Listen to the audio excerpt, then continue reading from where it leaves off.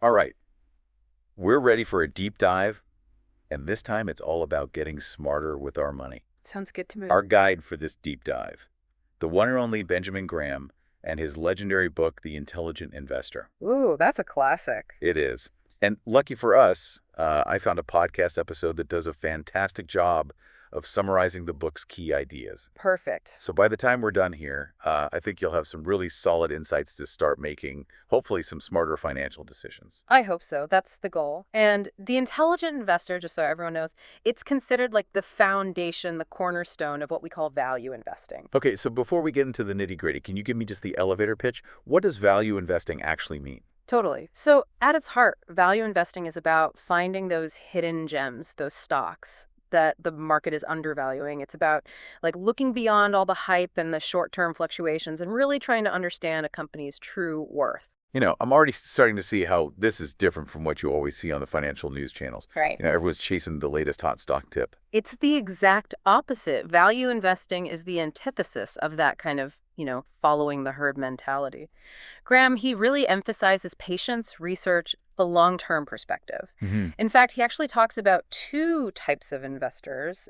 He calls them defensive and enterprising. Ah, yes. I remember this from the podcast. Can you break those down for me? Like, who are those approaches right for? Sure, so the defensive investor, all about minimizing risk.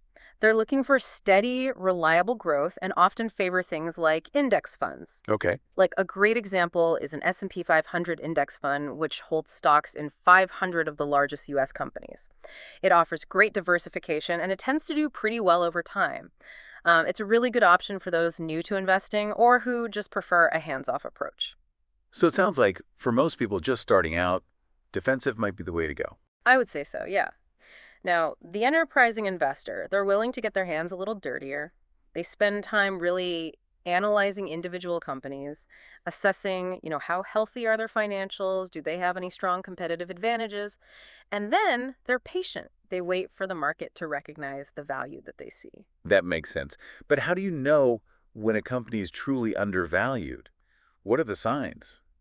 That's where Graham's concept of the margin of safety comes into play. It means buying a stock at a price that's significantly lower than what you believe its intrinsic value is. Think of it like a buffer, against uncertainty. You want to make sure that even if your assessment's a little bit off, you're still getting a good deal. That's so interesting. And it makes me think of another big takeaway from the book, Graham's famous analogy of Mr. Market. Ah, yes, Mr. Market. A brilliant way to personify all those emotional swings of the stock market. It is. Can you remind me how that analogy works and why it's so important for investors? Absolutely. So picture this. Mr. Market is a fellow investor who shows up at your door every single day, offering to buy or sell you stocks. But here's the thing.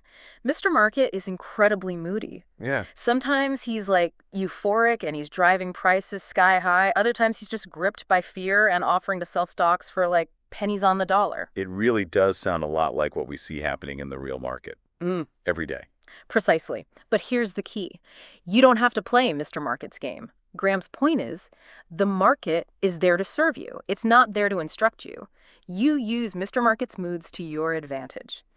Buy when he's pessimistic, sell when he's overly optimistic. This whole idea of not letting emotions rule your investment decisions, that is powerful. In fact, I'm wondering if we can take this thinking even beyond investing.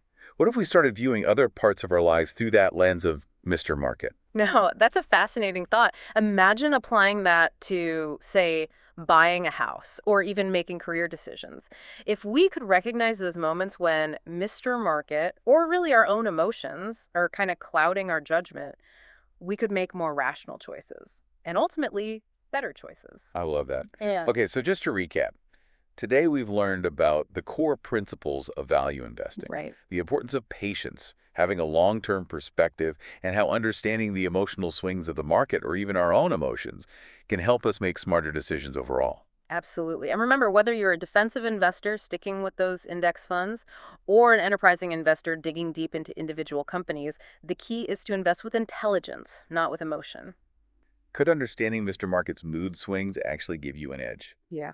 even beyond your finances? Mm, Something to think about. definitely. And that's our deep dive for today. Until next time. See you then.